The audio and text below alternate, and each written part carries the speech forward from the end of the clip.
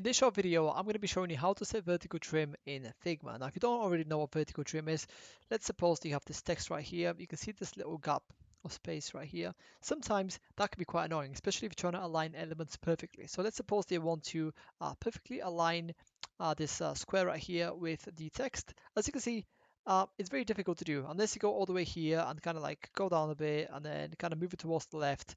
It's annoying. Instead, what you want to do is set the vertical trim, which will essentially allow you to lock in the shape with the text, as it will be right here. As you can see the body here of the text and the shape, they're locking perfectly together. So to set the vertical trim, all you have to do is click on the text and then head over to the right hand side here.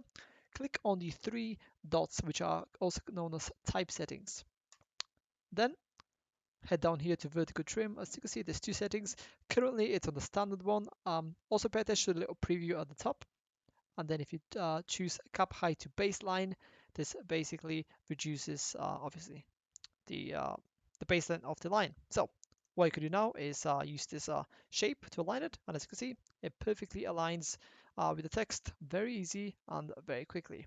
And yeah, that's pretty much it. That's how we set vertical trim in Figma. If you have any questions, let me know down in the comments below, and I'm more than happy to answer them.